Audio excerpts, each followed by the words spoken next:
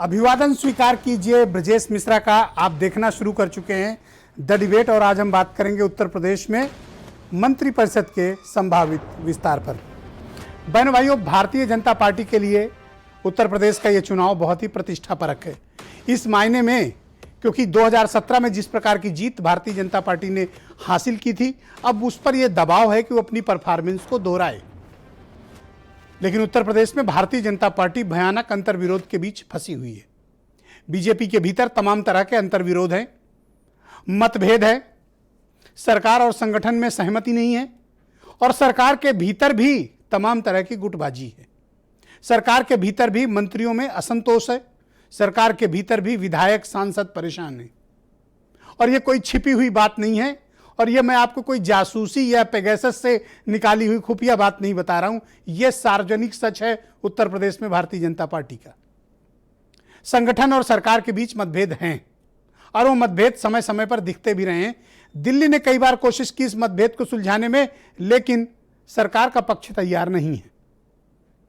लेकिन फिलहाल दिल्ली ऑपरेशन के बाद भारतीय जनता पार्टी ने उत्तर प्रदेश में ऑपरेशन का रास्ता निकाल लिया है, ऐसी संभावना है। बीजेपी में फैसले लेने में देर होती है, लेकिन फैसले लागू जरूर होते हैं। तो ऐसी उम्मीद की जा रही है कि मंत्रिपरिषद का विस्तार उत्तर प्रदेश में अब बस कुछ दिनों में होने जा रहा है। ये 4 नॉमिनेटेड एमएलसी की जो सीट रिक्त हुई हैं, ये नॉमिनेशन पूरे होते ही उत्तर प्रदेश में मंत्रिपरिषद विस्तार कर दिया जाएगा। तो इस बार के मंत्रिपरिषद विस्तार में खास क्या है, क्योंकि 5 महीने बाद तो चुनाव है जी। तो 5 महीने बाद चुनाव है, इसीलिए खास है। खास इस मामले में है कि बीजेपी की कोशिश है कि जो वर्ग नाराज है, जो समाज नाराज है, जो जातियां रुष्ट हैं या जो नेता अपने क्षेत्र में प्रभावशाली है और 4.5 साल में उसको कुछ मिला नहीं, तो उसके लिए यह सही वक्त है कि उसको मंत्रिपरिषद में इंडक्ट किया जाए। तो क्या इससे बात बनेगी? सामान्य तौर पर राजनीतिक क्षेत्रों में इस तरह के एक्सपेरिमेंट किए जाते हैं, पर ये बड़े क्रूशियल आवर हैं, स्लॉग आवर जिसको क्रिकेट की भाषा में कहते हैं। अब तैयारी पूरी हो गई और मंत्रिपरिषद विस्तार संभावित है। इस वक्त तक 54 मंत्री हैं बीजेपी में उत्तर प्रदेश में। इनके पास 6 जगहें अभी खाली हैं, यानी मंत्रिपरिषद की 6 सीटें रिक्त हैं। और अगर कुछ लोगों से इस्तीफा ले लिया गया तो सीटें ज्यादा खाली हो जाएंगी। अब कुछ लोगों की यह जानने में दिलचस्पी होगी कि वो कौन लोग हैं जिनसे इस्तीफा लिया जा सकता है। तो ऐसी प्रबल संभावना है कि 70 साल से ऊपर के 4 मंत्री चिन्हित किए गए हैं। 70 साल के ऊपर के 4 मंत्री चिन्हित किए गए हैं। इन चारों पर तलवार लटक रही है। ये चारों हटाए जा सकते हैं। एक सहकारिता मंत्री मुकुट बिहारी, चौधरी लक्ष्मी नारायण, उदय भान और चंद्रिका उपाध्याय। ये 4 ऐसे नाम हैं जो मंत्रिपरिषद से बेदखल किए जा सकते हैं, हटाए जा सकते हैं। इनकी जगह भारतीय जनता पार्टी कुछ यंग फेसेस को, इन्हीं की कम्युनिटी से रिलेटेड यंग फेसेस को सामने लाएगी, ताकि कोई विवाद भी ना हो कि हमारी जाति का हटा दिया तो लाए नहीं दूसरा, तो उसी जाति का कोई विधायक फिट कर दिया जाएगा, मंत्री बनेगा। ऐसी संभावना है। और ये जो मैं बता रहा हूं कोई फाइनल लिस्ट नहीं है। अगर ये चारों मंत्री अपना अपना पौआ लगा ले गए दिल्ली दरबार में तो बच भी सकते हैं। तो आपको अर्ली वार्निंग मिल रही है, आप अपना पौआ लगा लें और बच जाएं। तो बची 6 सीटें। तो 6 सीटों पर कौन लोग इंडक्ट हो सकते हैं? सबसे ज्यादा बीजेपी की नाक में अगर किसी ने उंगली कर रखी है तो है संजय निषाद। हर 2 घंटे में बयान बदलते हैं और बीजेपी को जबरदस्त तरीके से घेरने में कोई कसर छोड़ नहीं रहे हैं और बीजेपी पर भारी दबाव बनाए हुए हैं। तो उम्मीद की जा रही कि निषाद कम्युनिटी या संजय किसी को भी एडजस्ट करने पर बीजेपी विचार करेगी, कुछ नए इंडक्शन भी करेगी। और जो सबसे महत्वपूर्ण नाम है वो है जितिन प्रसाद का। जितिन प्रसाद को शामिल किया जा सकता है मंत्रिपरिषद में। अब चूंकि 6 महीने से कम का वक्त बचा है, अगर वो एमएलसी नहीं भी बनाए जाएंगे तो भी उन्हें मंत्रिपरिषद का सदस्य बनाए जाने में कोई तकनीकी या संवैधानिक बाध्यता नहीं है। यानी अगर जितिन एमएलसी नहीं भी बनते हैं तो भी वो मंत्री बन सकते हैं। ऐसी परिस्थिति में तो ब्राह्मण समाज से जितिन हो गए, निषाद समाज हो गया, कुछ और भी कम्युनिटीज हैं, ओबीसी की कम्युनिटीज हैं जिनमें असंतोष है, जो अपना हक चाहते हैं, जो अपना हिस्सा चाहते हैं। और शायद यही कारण है कि बीजेपी को आने वाले दिनों में मंत्रिपरिषद विस्तार करना ही पड़ेगा, यह अवश्यंभावी है। अब बीजेपी इससे बच नहीं सकती, क्योंकि जितने दिन टलेगा ये विस्तार, बीजेपी के लिए मुसीबत उतनी बढ़ेगी। तो कैंसर की स्टेज आए इसके पहले बीजेपी ऑपरेशन चाहती है। क्या ऐसा होगा? इसकी संभावना पूरी है। तो जो 4 मैंने नाम बताए हैं ये संभावित हैं, इनके मंत्रिपरिषद से इनका पद जाएगा। तो अगर जाता है तो उस परिस्थिति में क्या होगा, क्योंकि इसके पहले का विस्तार आपको याद होगा जिसमें धर्मपाल वगैरह निपट गए थे, राजेश अग्रवाल निपटा दिए गए थे। अब बारी इन चारों की है, क्योंकि बीजेपी चाहती है कि कुछ यंग फेसेस के साथ वो चुनाव मैदान में जाए। इसका क्या फायदा होने वाला है और बीजेपी को इतनी कसरत और कवायद क्यों करनी पड़ रही है? उत्तर प्रदेश में जो पार्टी अपने को बेहद ताकतवर, बेहद मजबूत बता रही थी, उसको तरह तरह के प्रयोग करने पड़ रहे हैं। इसका मतलब राजनीतिक दबाव बीजेपी पर है। राजनीतिक दबाव संगठन की वजह से नहीं है, संगठन अपने दायित्वों का सम्यक निर्वहन कर रहा है। परेशानी उत्तर प्रदेश सरकार की तरफ से है। सरकार के जो कामकाज की शैली है, सरकार की जो नीतियां हैं और सरकार में जो केंद्रीकृत कार्य की व्यवस्था है, उसमें किसी मंत्रियों के लिए जगह नहीं है, किसी मंत्री को काम करने की आज़ादी नहीं है, विधायकों की सुनी नहीं जाती है, सांसदों को तो कोई चिमटे से नहीं छूता। ऐसी स्थिति में यह नाराजगी का जोखिम लेकर बीजेपी चुनाव में जा रही है। आपको याद होगा कि पिछले महीने बीएल संतोष आए थे, चिटकिनी चढ़ा के बंद कमरे के भीतर 12 मंत्री और 2 डिप्टी चीफ मिनिस्टर से बात की थी। इसके अलावा दिल्ली तमाम विधायक और मंत्री बुलाए गए थे, एक एक करके। दिल्ली में अलग बातें हुई हैं। कुछ ऐसे बड़े हाई प्रोफाइल एमएलएज पूर्वांचल से बुलाए गए थे कि लखनऊ को पता नहीं है कि वो जनाब दिल्ली में तलब किए गए थे और पूरा ब्यौरा दे के आई। मैं ऐसे दर्जन भर विधायकों को जानता हूं जो दिल्ली दरबार होकर आए हैं और उत्तर प्रदेश सरकार के कामकाज का तरीका भी बता के आए हैं। पूर्वांचल के और ताकतवर एमएलएज हैं, कई कई बार के एमएलएज हैं। समझने वाले समझ जाएंगे। तो क्या मोदी मॉडल के हिसाब से उत्तर प्रदेश में मंत्रिपरिषद विस्तार होगा? यानी वहाँ कुछ मंत्रियों के इस्तीफे लिए गए थे, यहाँ भी कुछ मंत्रियों के इस्तीफे लिए जाएंगे और फिर कुछ न्यू इंडक्शन होगा। तो क्या ये प्रयोग कामयाब होगा या नहीं होगा? क्योंकि दबाव में भारतीय जनता पार्टी, इसमें कोई दो राय नहीं है। और मैं फिर कह रहा हूं, संगठन की वजह से नहीं, सरकार की नीतियों और कार्यक्रमों और सरकार की केंद्रीकृत व्यवस्था की वजह से। ये कितना फायदा सरकार को पहुंचा पाएगा मंत्रिपरिषद विस्तार? क्या इस वक्त जब चुनाव सिर पर आ चुके हैं इस प्रकार के प्रयोग फायदा देंगे या नहीं देंगे?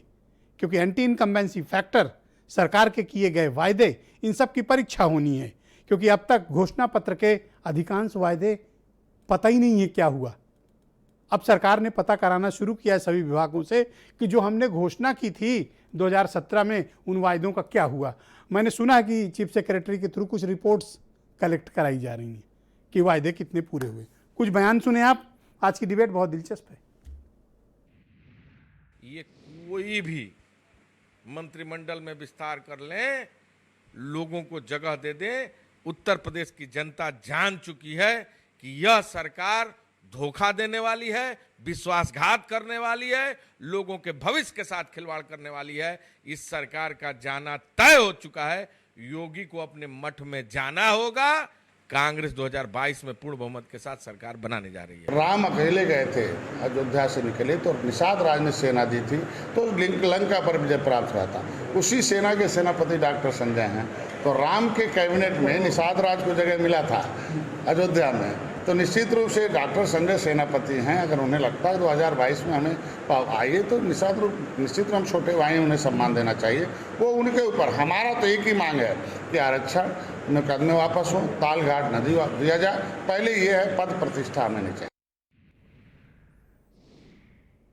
तो भारतीय जनता पार्टी, ऐसा मुझे लगता है कि पॉलिटिकल ब्लैकमेलिंग की शिकार है इस वक्त अपने सहयोगी संगठनों से।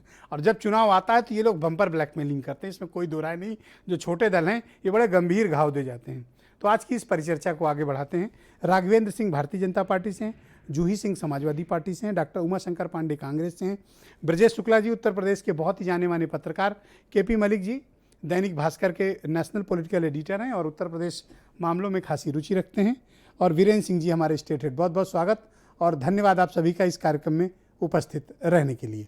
राघवेंद्र जी, मैं कार्यक्रम की शुरुआत आपसे करना चाहता हूं क्या आप ये बताना पसंद करेंगे कि उत्तर प्रदेश में मंत्रिपरिषद का विस्तार कब है, ताकि हम सब लोग आपको बधाई दे सकें? देखिए ब्रजेश जी, ये जो मंत्रिपरिषद का विस्तार करना या न करना, ये माननीय मुख्यमंत्री जी का विशेषाधिकार है। इसमें हमें नहीं लग रहा है कि भारतीय जनता पार्टी का प्रवक्ता कुछ ज्यादा कह पाने की स्थिति में है।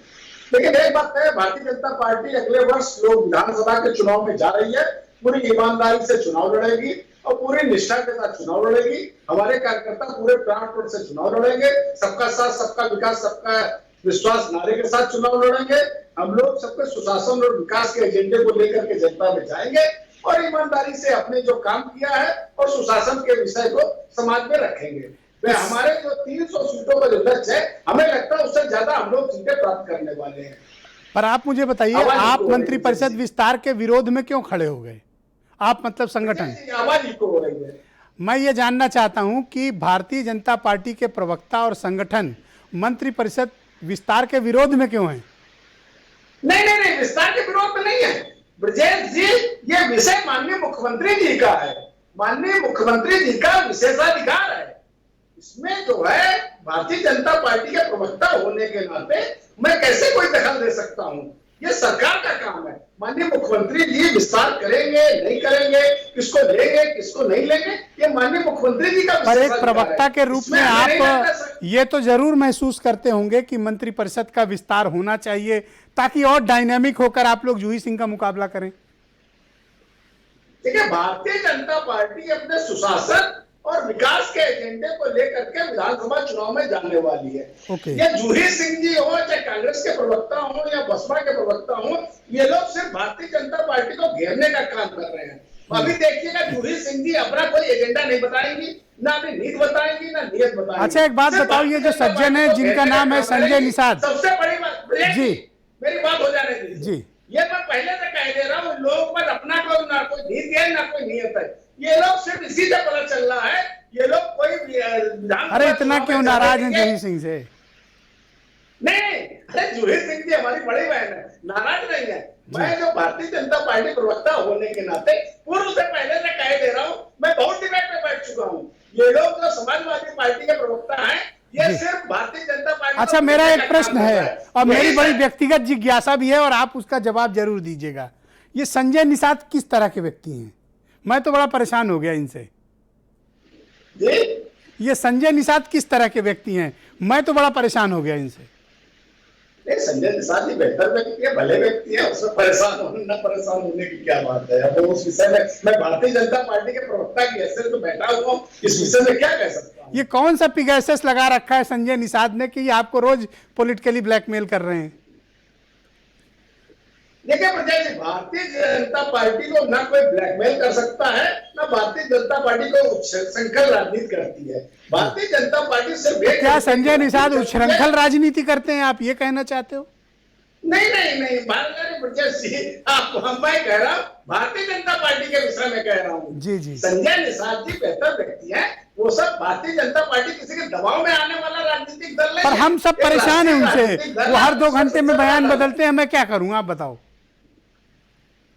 अब ये संजय निषाद जी का विषय है भाई ब्रजेश जी, ये हमारा विषय नहीं है। संजय निषाद जी क्या बोलते हैं वो उनकी व्यक्तिगत बात है। थैंक यू सो मच, बहुत शुक्रिया आपका। मैं जूही सिंह जी को आमंत्रित करता हूं इस डिबेट में। जूही सिंह जी, भारतीय जनता पार्टी मंत्रिपरिषद विस्तार करने जा रही है और जैसा कि अभी हमारे दोस्त राघवेंद्र सिंह जी कह रहे हैं, ये मुख्यमंत्री का विशेषाधिकार है। ठीक बात है, सुनने में अच्छा लगता है, पर प्रैक्टिकल चीजें क्या है ये सबको पता है। तो अगर ये मंत्रिपरिषद विस्तार करें तो आपको कोई आपत्ति है? जी ब्रिजेश जी, हमें इनके मंत्रिपरिषद विस्तार में इंटरेस्ट भी नहीं है। हम तो जानना चाहते हैं कि ये जो 69,000 भर्तियों में जो घोटाला हुआ है, जिसके खिलाफ कुछ लोग आंदोलन कर रहे थे, उन पर लाठीचार्ज इनके किस सुशासन ने कराया? उसमें सुरेश सैनी की रीढ़ की हड्डी टूट गई, उसमें मुक्ता कुशवाहा के दोनों हाथ आपने तोड़ दिए, उसने तस्लीम अहमद घायल हो गए। तो आप अधिकारों को दबाने की राजनीति कर रहे हैं। बाकी जिन लोगों का आपने नाम लिया वो तो मंत्री है, ये हम लोग जानते ही नहीं थे, क्योंकि कई कई मंत्री हैं लेकिन पारिवारिक विस्तार ही कर रहे हैं। हमने ये सिद्धार्थनगर में भी देखा, जो कि बेसिक शिक्षा मंत्री ने भर्तियों में किया। हमने ये विधानसभा के बारे में जो कंप्लेंट आई थी वो देखी थी। तो जरा अपने सुशासन और कुशासन पे ध्यान दे दें। बाकी संजय निषाद ने तो जो दुस्साहस कर दिया, उन्होंने योगी आदित्यनाथ को भगवान श्री राम बना दिया। उनके स्टेटमेंट से तो यही लगता है। तो ये भारतीय जनता पार्टी ही कर सकती है चुनाव में, और इनके सहयोगी भी यही कर सकते हैं।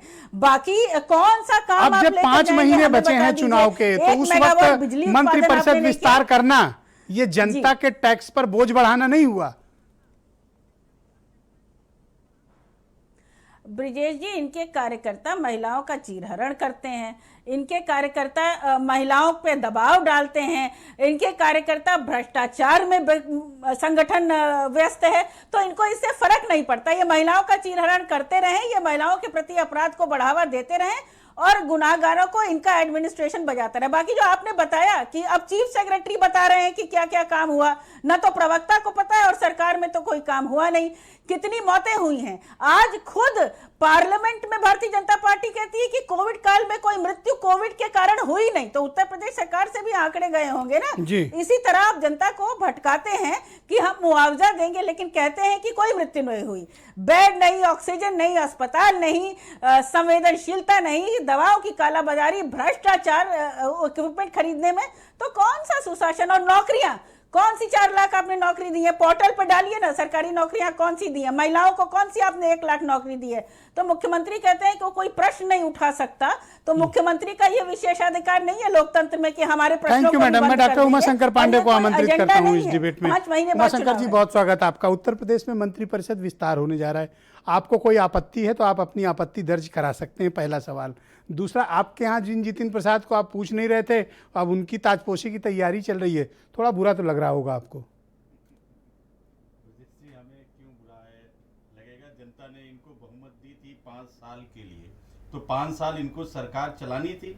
शब्दों से सुशासन कह देने से या पूरे देश में दिल्ली से लेके बंगलौर तक, लखनऊ से लेके बनारस तक नंबर 1 स्मार्ट शहर, नंबर 1 प्रदेश के होर्डिंग लगा देने से अगर कोई प्रदेश नंबर 1 हो जाता तो आप खुद ही समझ लीजिए देश का कौन सा प्रदेश आज नंबर 2 पर रहता। सारे प्रदेश नंबर 1 रहते। महिलाओं को मारा जा रहा है, हाथ तोड़े जा रहे हैं, पांव तोड़े जा रहे हैं, वस्त्र छीने जा रहे हैं, ये सुशासन है। महंगाई चरमोत्कर्ष पर है। मुझे नहीं लगता कि औसतन ऐसी महंगाई पूरे देश में कभी रही थी। लोगों को पीड़ा इतनी है कि इस प्रदेश का, ब्रजेश जी, एक सिंगल आदमी नहीं होगा जिसकी जेब ना लूटी गई हो, चाहे वो बैंक के माध्यम से, चाहे वो महंगाई के माध्यम से, चाहे वो टैक्स के माध्यम से। मंत्रिपरिषद विस्तार कर तो रहे हैं, इस समस्या का समाधान दे रहे हैं। हाँ, वो विस्तार कर रहे हैं। अब आप सोचिए ये विस्तार किस आधार पे हो रहा था? मैं खबरें पढ़ रहा था, विश्लेषण पढ़ रहा था। जाति और क्षेत्र के आधार पर ये इसको परिवर्तित करने जा रहे हैं 2022 के लिए। लेकिन उस पीड़ा का क्या जवाब देंगे ये? उस महंगाई का क्या जवाब देंगे? उस रावण राज्य और गुंडा राज का क्या जवाब देंगे? क्या गृह मंत्री को बदलने जा रहे हैं ये, जिनके राज में महिलाओं पर अत्याचार में उत्तर प्रदेश देश में नंबर 1 बन गया? दलितों पर 19 विभिन्न मामलों में अत्याचार में उत्तर प्रदेश देश में पहले नंबर पर है। साइबर क्राइम में उत्तर प्रदेश पहले नंबर पर है। महंगाई, बेरोजगारी, भ्रष्टाचार उत्तर प्रदेश ने रिकॉर्ड कायम किए हैं। मौतों के आंकड़े छिपाने में भी मुझे लगता है ये पहली सरकार है। और मोदी जी, तो अगर ये अपना मंत्रिमंडल विस्तार कर लें तो आपके पेट में दर्द क्यों? हमें कहां दर्द है? इतना दर्द नहीं है। देखिए आपकी बातों झलक रहा है कितनी पीड़ा है। ये तो उस आम आदमी की पीड़ा है। मुझ में रहते हैं करोड़ों लोग, कैसे चुप रहूं? कांग्रेस पार्टी इस 24 करोड़ जनता को रिप्रेजेंट कर रही है, उनकी पीड़ा को आवाज दे रही है। ये मंत्रिमंडल बदल ले, ये मंत्रिमंडल बदले। भारतीय जनता पार्टी तो खुद इनका विरोध कर रही है, कह रही नए लोगों को लाकर आप कैसे बनाएंगे एमएलसी। तो भारतीय जनता पार्टी और योगी जी की सरकार आपस में ही गुत्थम गुत्था है। पूरा बैठक चले उनके साथ आपस में लड़ रहे हैं। इनकी ये जो बाहर से लोग ला रहे हैं, आपके यहाँ से जो आए हैं, नहीं, जब जो भी ला रहे हैं, ये तो इनकी 67% आबादी इनकी कांग्रेस की है। मैं केपी मलिक साहब को आमंत्रित करूंगा। कांग्रेस मुक्त करने का नारा दे रहे थे, कांग्रेस युक्त हो गए ये। थैंक यू, शुक्रिया आपका, धन्यवाद। केपी मलिक साहब, बहुत स्वागत आपका। मैं आपसे जानना चाहता हूं कि उत्तर प्रदेश में ऐसी चर्चा चल रही है और ये दिल्ली के हवाले से खबरें चल रही हैं कि यहाँ भी एक मंत्रिपरिषद विस्तार होने जा रहा है, तो दिल्ली के बाद अब लखनऊ का ऑपरेशन स्टार्ट हो गया है। क्या ऐसी खबरें हैं? पहला सवाल। दूसरा, क्या कौन सा मॉडल अपनाया जाएगा, दिल्ली वाला मॉडल या फिर लखनऊ वाला मॉडल? देखिए ब्रजेश जी, अगर आप देखें जिस प्रकार से काफ़ी इंतज़ार के बाद दिल्ली में मंत्रिपरिषद का विस्तार हुआ है और हम सभी लोग अंदाज़ा लगा रहे थे कि लगभग 1 दर्जन लोगों को बदला जाएगा, हटाया जाएगा, लेकिन एक लंबी चौड़ी सूची दिल्ली में आपने देखी। उसी तर्ज पर उत्तर प्रदेश में भी मुझे लगता है कि दर्जन के हिसाब से कम 1 दर्जन लोगों को बनाया जाएगा, कुछ पुराने लोगों को हटाया जाएगा, कुछ नए लोग लाए जाएंगे। हालांकि आधा दर्जन जगह ही खाली आपके मंत्रिमंडल में हैं। लेकिन यहाँ सवाल ये बनता है कि जहाँ लगभग 4-5 महीने उत्तर प्रदेश में विधानसभा चुनाव के बचे हुए हैं, जो नए लोग आएंगे वो ऐसा क्या करिश्मा कर देंगे कि सरकार जो है बहुत अच्छी हो जाएगी, या जिन्होंने 4.5 साल कुछ काम नहीं किया तो उनका क्या हश्र होगा। जैसे आपने नाम लिया, अगर लक्ष्मी नारायण जी की बात करें, वो जाट समाज से आते हैं। अब आप 4.5 साल के बाद लक्ष्मी नारायण जी को, उदय भान को हटाएंगे तो वो क्या करेंगे फिर पार्टी के लिए? क्या वो कहेंगे भाई बहुत अच्छा रहा, वोट दीजिए? वो तो कोशिश करेंगे कुछ नेगेटिव ही हो। दूसरा सवाल ये है कि जब भारतीय जनता पार्टी कह रही है कि हम विकास पे चुनाव लड़ेंगे, जैसे कि अभी भारतीय जनता पार्टी के प्रवक्ता ने भी कहा हम विकास पे, हम सुशासन पे चुनाव लड़ेंगे, तो पार्टी घबराई हुई कहाँ है? ब्रजेश जी, मैं कहना चाहता हूं कि जिस प्रकार से विपक्ष लगा हुआ है और विपक्ष का एक गठबंधन इकट्ठा होता दिखाई दे रहा है। मेरे पास आज सूत्रों से दिल्ली में खबरें हैं कि कुछ लोगों की अखिलेश से मीटिंग भी हुई है और किसान भी अपना नया राजनीतिक दल बनाने का विचार कर रहे हैं। सुर्खियां दिल्ली में चल रही हैं, तो किसान दल, चंद्रशेखर रावण का दल, आप और रालोद वगैरह मिलके एक गठबंधन बना रहे हैं। और जिस प्रकार से आप देख रहे हैं कि संजय निषाद और अन्य लोग जिस प्रकार से राजभर वगैरह जो नाराज घूम रहे हैं, अगर सब एक गठबंधन बना लेते हैं तो भारतीय जनता पार्टी के लिए मुश्किल खड़ी कर सकते हैं। तो भारतीय जनता पार्टी के ये मंत्रिपरिषद विस्तार जो संभावित है, ये बीजेपी को कुछ फायदा दे पाने की स्थिति में है अथवा नहीं?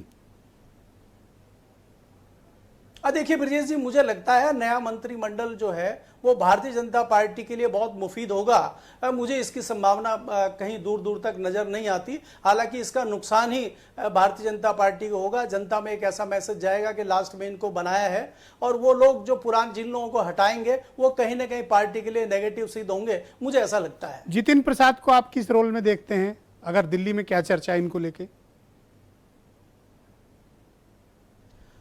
देखिए ब्रजेश जी, अगर देखा जाए जितिन प्रसाद को जिस प्रकार से एक ब्राह्मण चेहरे के लिए भारतीय जनता पार्टी लेके आई थी, वो बहुत करिश्मा उत्तर प्रदेश में ब्राह्मण समाज में कर देंगे। मुझे थोड़ा सा इसमें संशय है, क्योंकि आपको याद होगा कि अभी मायावती जी जो है ब्रजेश मिश्रा जी के माध्यम से, अरे सतीश मिश्रा, मैं यहाँ बैठा हूँ, आप काहे मेरे पीछे पड़ गए? अरे सतीश मिश्रा, हाँ आप तो मेरे ही पीछे लग गए। अरे मैं अभी इसी काम में हूँ। चलिए, सतीश मिश्रा जी के माध्यम से वो एक कोशिश कर रही हैं। तो मुझे नहीं लगता कि भारतीय जनता पार्टी ब्राह्मणों को लुभाने में रहेगी, क्योंकि ब्राह्मण समाज बहुत ही विद्वान समाज है और वो इतनी आसानी से मान जाएगा, मुझे उस पर संशय है। जी, ऑलराइट। ब्रजेश शुक्ला जी उत्तर प्रदेश के बहुत ही जाने माने पत्रकार हैं और पिछले 3 दशक से यूपी की राजनीति को कवर कर रहे हैं। ब्रजेश जी, स्वागत आपका। इस मंत्रिपरिषद विस्तार की आप कितनी संभावनाएं देख रहे हैं? दूसरा, मंत्रिपरिषद विस्तार में जातीय समीकरण का बहुत ध्यान रखा जा रहा है। दूसरा, ब्राह्मण समाज को लेकर बड़ा दबाव में है भारतीय जनता पार्टी, ऐसा प्रतीत होता है।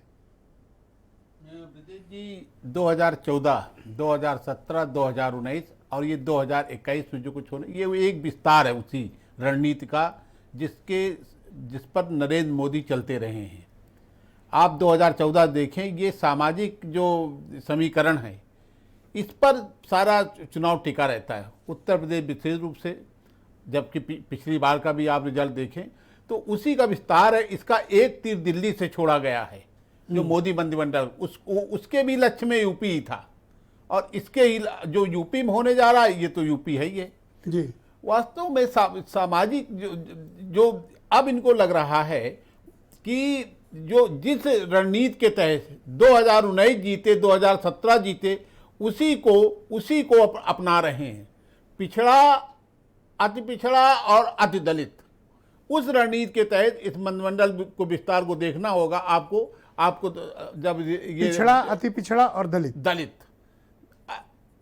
अति दलित और अति पिछड़ा विशेष रूप से टारगेट में ये हैं। कारण क्या है कि ये इनको हमेशा फलदायी रहे हैं। पिछले 3 चुनाव से मैं देख रहा हूं कि जब आप चुनाव ज्यों बढ़ता है तो साफ होने लगता है कि ये लोग उनके साथ एकजुट होकर वोट करते हैं।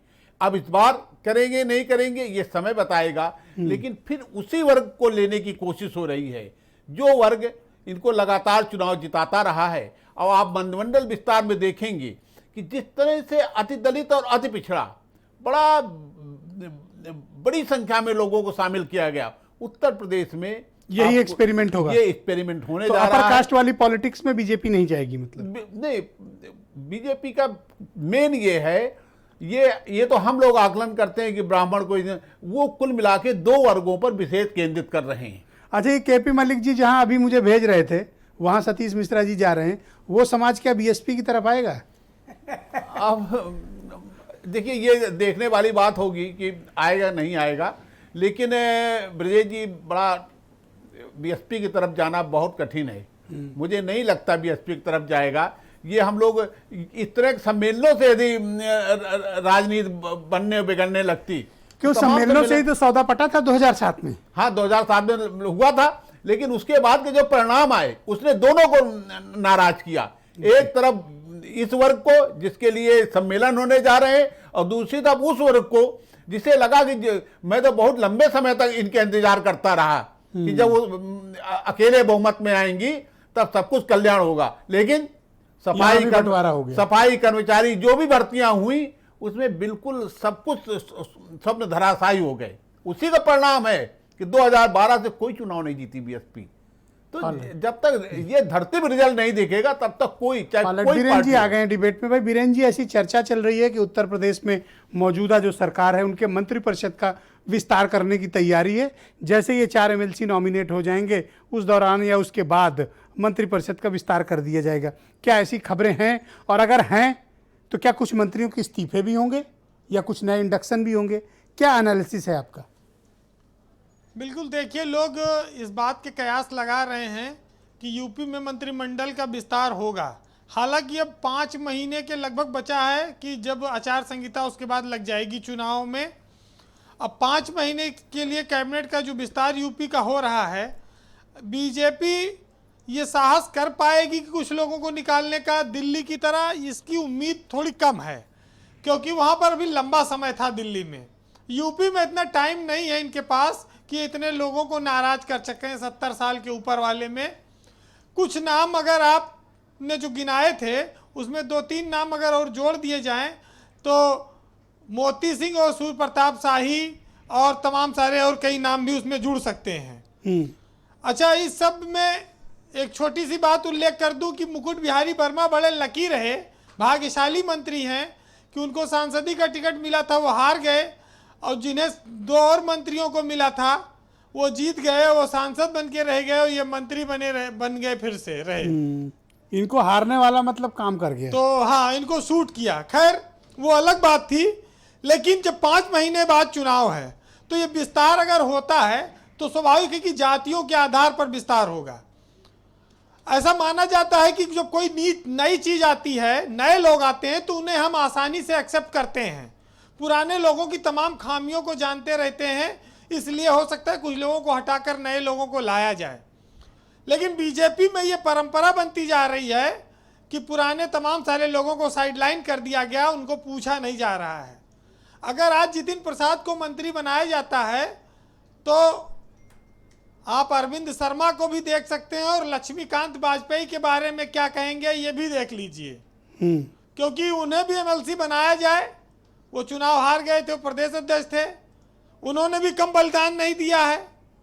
लेकिन अब क्राइटेरिया क्या है ये तो बीजेपी के लोग जाने। लेकिन ये जरूर है कि ब्राह्मण और ओबीसी पर और दलित पर फोकस होगा ये विस्तार अगर होगा मंत्रिमंडल का। हटाने वाले में ब्रजेश जी मैं फिर कहूँगा कि बहुत ज़्यादा उम्मीद नहीं दिखती मुझे।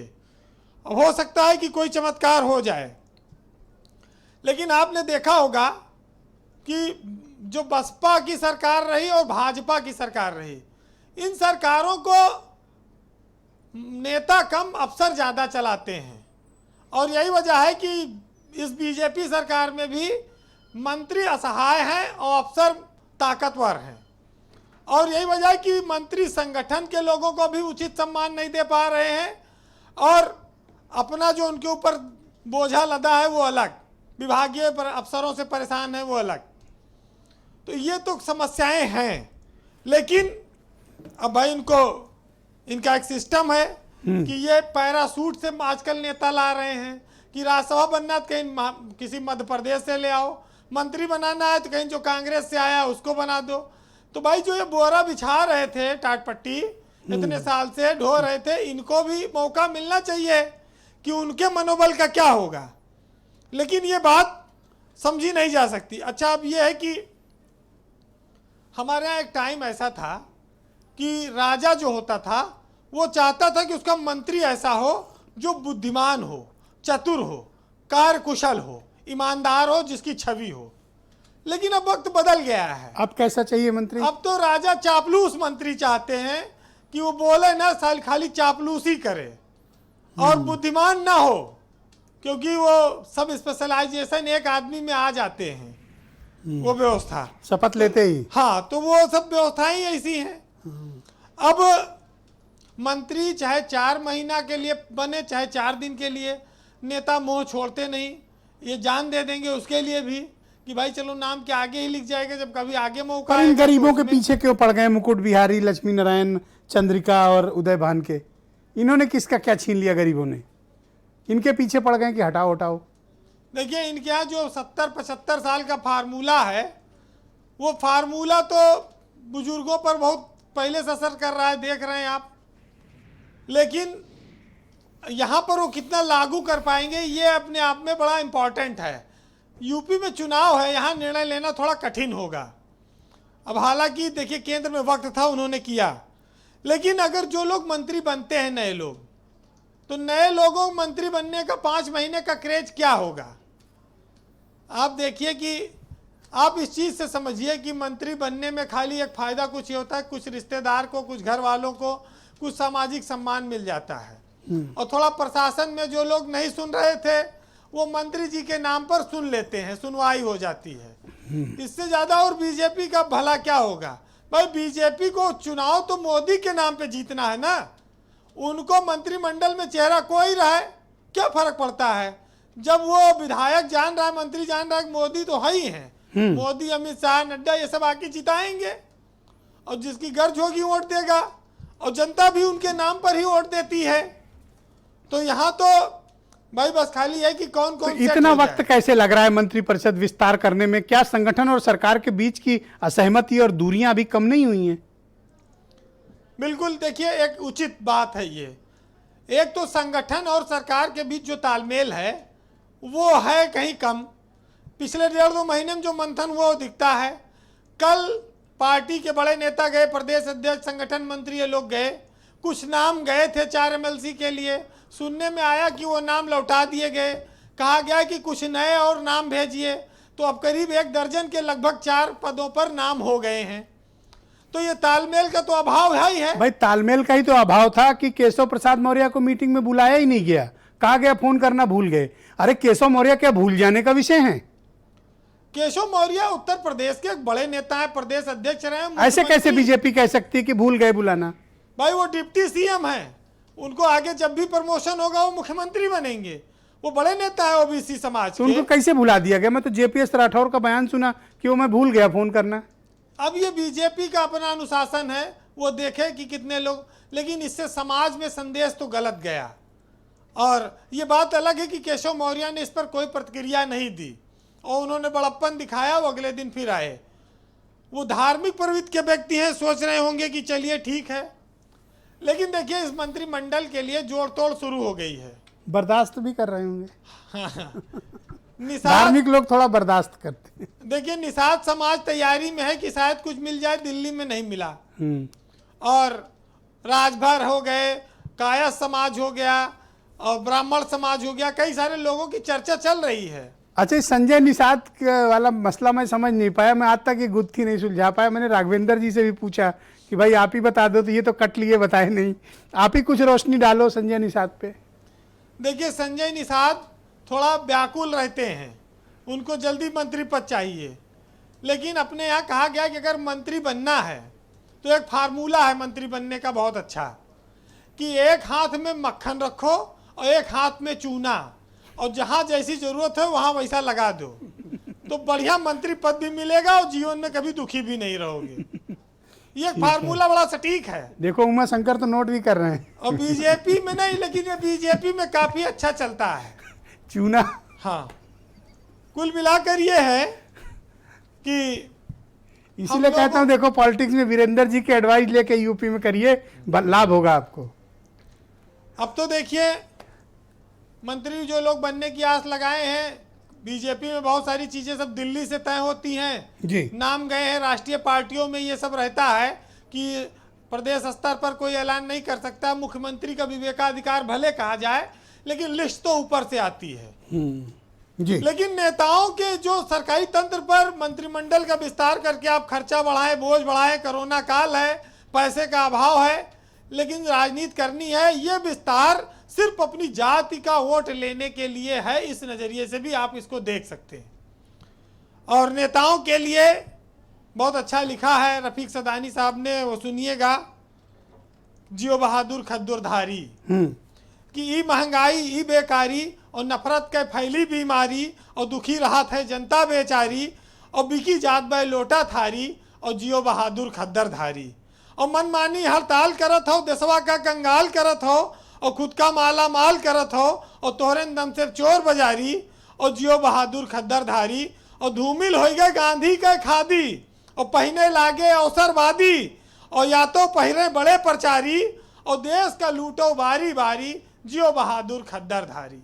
बहुत बहुत शुक्रिया वीरेंद्र जी, बहुत बहुत धन्यवाद आपका ग्राउंड जीरो से अपने शानदार इनपुट के लिए। और उमा शंकर की दिलचस्पी चूना और उसमें क्या बोलते हैं मक्खन में ज़्यादा थी, उन्होंने नोट भी कर लिया। बहुत शुक्रिया आपका, धन्यवाद। राघवेंद्र जी के पास चलते हैं, भारतीय जनता पार्टी के प्रवक्ता हैं।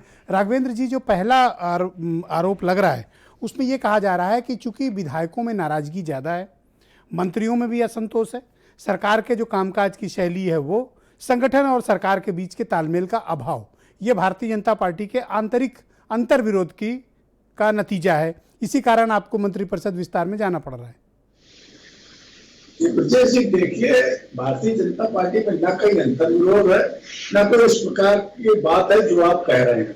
ये बात हमें आपके माध्यम से जानकारी मिल रही है। हमारा सब कुछ बिल्कुल ठीक ठाक है, पूरा संगठन चुस्त दुरुस्त है, सभी विधायक संतुष्ट हैं, सभी मंत्री अपना बेहतर कामकाज कर रहे हैं।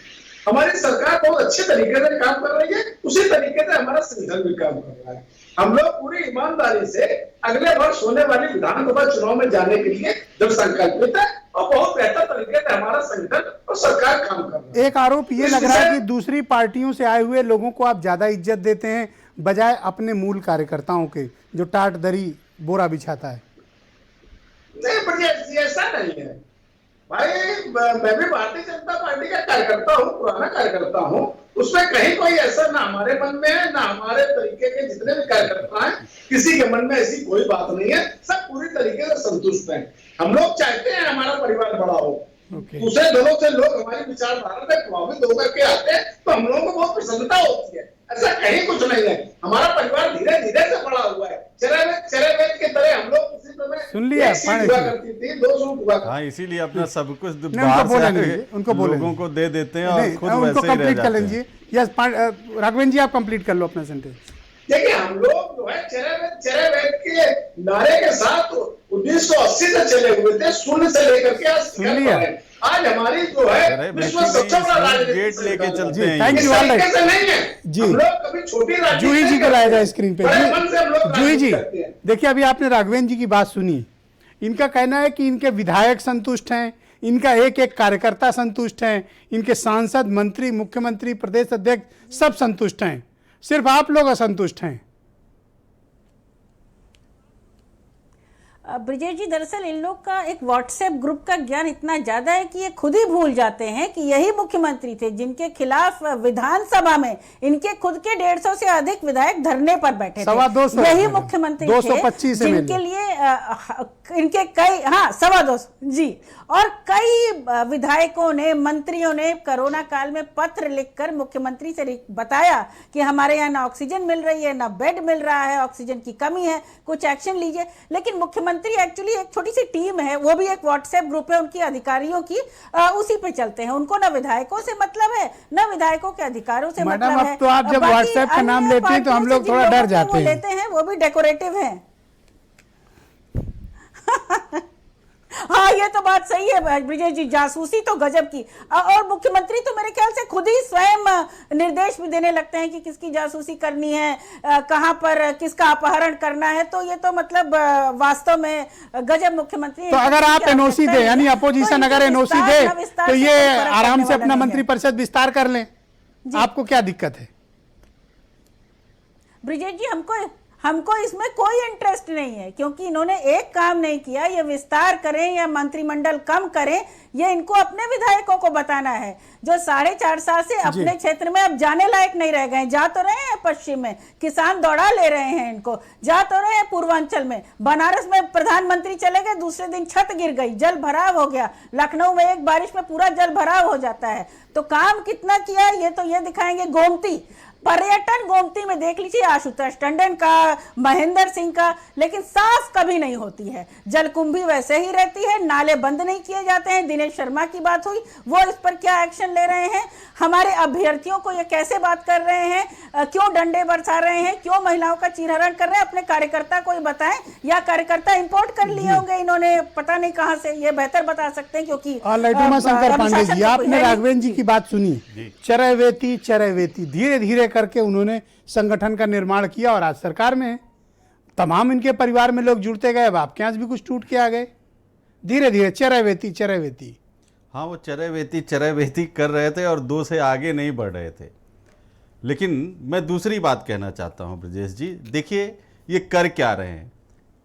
स्वयं नरेंद्र मोदी जी अपने मंत्रियों का जासूसी करवा रहे हैं पेगासस से, और कंपनी कहाँ की है? इजराइल की है। स्मृति ईरानी को अमेठी में आके कहते हैं बहन स्मृति ईरानी, और उन्हीं के मंत्रिमंडल, उन्हीं के लोगों की जासूसी करवाते हैं।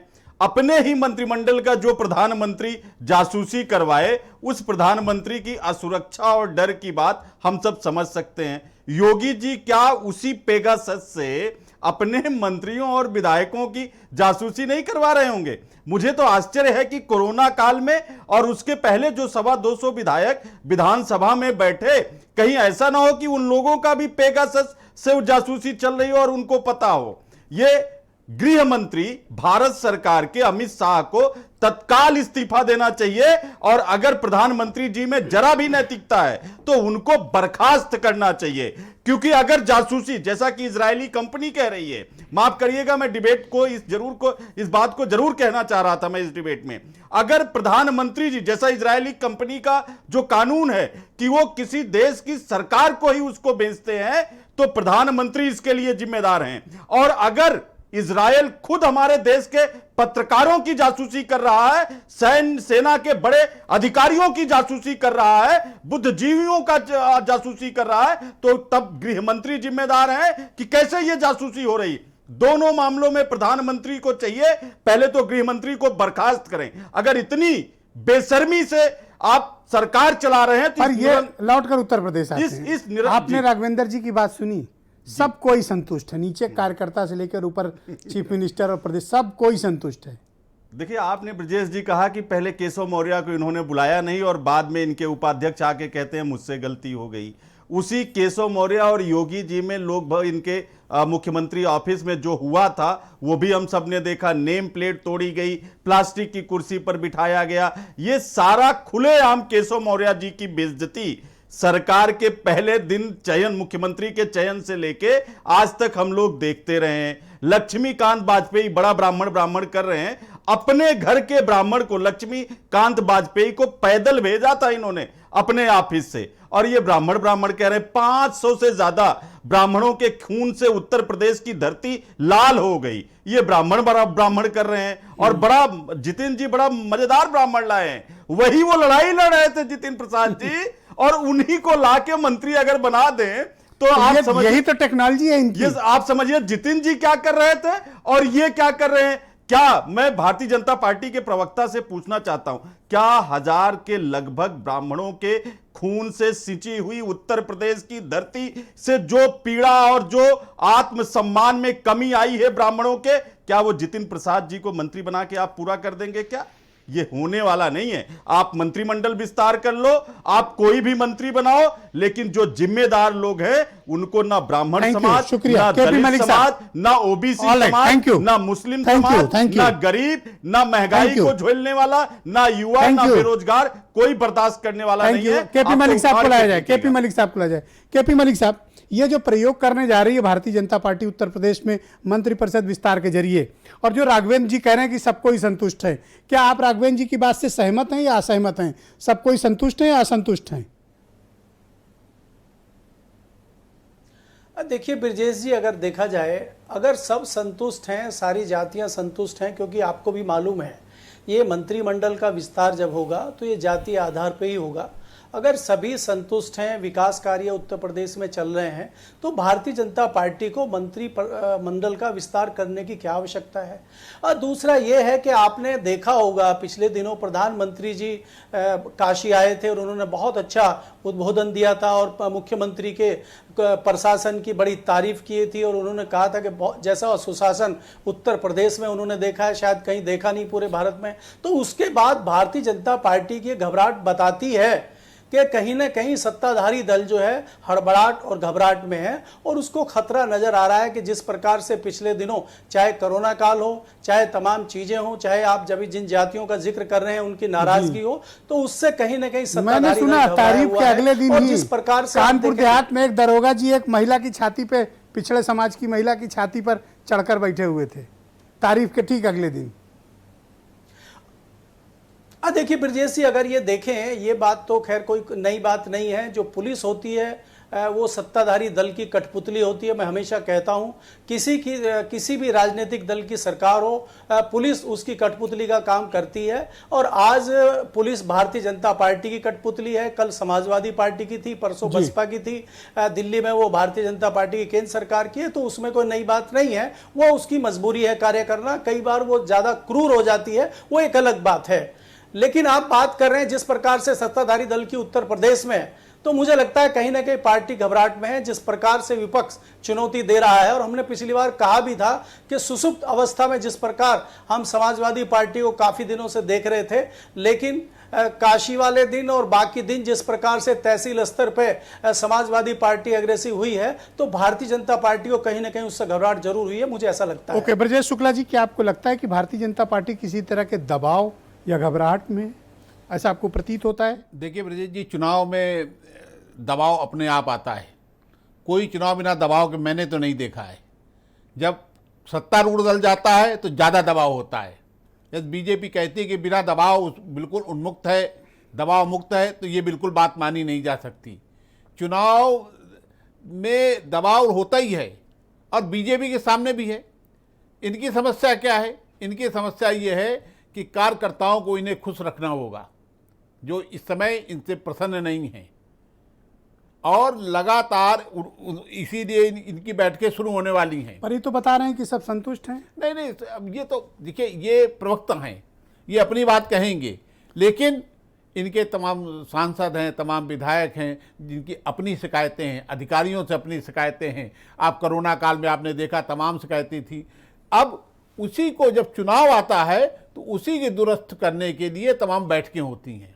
वो बैठकें अब शुरू होने वाली हैं जी। तो ये कहें कि इससे कोई लाभ होगा अब बैठकों से, क्योंकि अब तो पानी बहुत बह चुका है? नहीं, बैठ के वास्तव में देखिए, और शायद ही कोई दिन जाता हो जब लखनऊ की सड़कों पे जूही सिंह ठीक कह रही थी, बच्चों को मारा ना जा रहा हो। मुझे बड़ी पीड़ा होती है भाई, आप बेरोजगार युवक हैं, उनको नौकरी नहीं मिली है, वो घर पे जाते हैं तो डिप्रेशन में, समाज में तो डिप्रेशन में, मारो मत उनको, उनकी बात सुन लो। ब्रजेश जी, इससे निपटना होगा, इससे निपटना होगा। जो तमाम पिछड़े समाज के गरीब बच्चे कहाँ से ट्रेन का किराया भाड़ा लेके लखनऊ आते होंगे, बार बार जो कहाँ स्थगित हो खाते जाती पीते हैं, होंगे, बार मैं बार बड़ा विचलित रहता हूं इनके लिए। नहीं, जो बार बार परीक्षाएं स्थगित होती हैं, मैं कहता हूं कि जिनके कारण होती, या तो उनको आप सरेआम दंड दें। ये बच्चे तो नहीं उसको झेल सकते। आप चले जाओ चारबाग स्टेशन या बस अड्डे में, देखो बच्चे लाइन से पड़े सोते रहते हैं, वहीं पूड़ी लेके ठेले ये से सब दो चीजें खाली, ये देखना मतलब होगा। किस स्थिति में तो जीवन आप- काट रहे हैं, मुझे बड़ा बहुत पीड़ा होती है ब्रजेश आप जी। ये नहीं कह सकते कि दबाव है, दबाव तो झेलना ही है। जी। और सारे चुनाव जब सत्तारूढ़ दल पर ज्यादा दबाव होता है, क्योंकि उसे सत्ता बचानी है, विपक्ष को छीनना है। क्या बीजेपी कुछ घिर गई है इस बार? देखिए जी, अभी ब्रजेश जी इसलिए नहीं कह सकते गिर गई, वास्तव में अभी ये तय होगा, अभी तो विपक्ष के बीच ये तय होगा कि बीजेपी को मुख्य टक्कर कौन देता है। हर कोई अपना अपना दांव लगा रहा है, हर कोई अपना अपना दांव लगा रहा है। मुझे लगता है कि समाजवादी पार्टी इसमें रेस में ज्यादा आगे, विपक्ष की बात कर रहा हूं जी। और लेकिन बहुजन समाज पार्टी भी आपने देखा है एक नया अभियान शुरू करने जा रही है। कांग्रेस की तरफ से आपके समाज का प्रियंका गांधी मैदान में उतर गई हैं। हाँ। वो राजभर जो हैं वो उनको हैदराबाद से ले आए हैं, वो एक नया सगुफा है। तो ये जो 25 कोण बना दिए गए हैं, ये विपक्ष के लिए बहुत अच्छी बात नहीं है। ये ऑलराइट, बहुत बहुत शुक्रिया आप सभी का, आप सबका बहुत बहुत धन्यवाद मेरे साथ इस महत्वपूर्ण परिचर्चा का हिस्सा बनने के लिए। उत्तर प्रदेश में चुनाव के बहनों भाइयों से 5 महीने बचे हैं। यहाँ अब प्रतिदिन, प्रति घंटे, प्रति सप्ताह और प्रति माह उत्तर प्रदेश की राजनीति और यहाँ के समीकरण बदलेंगे। हम आपको लगातार अपडेट कराते रहेंगे। शुक्रिया, धन्यवाद, नमस्कार।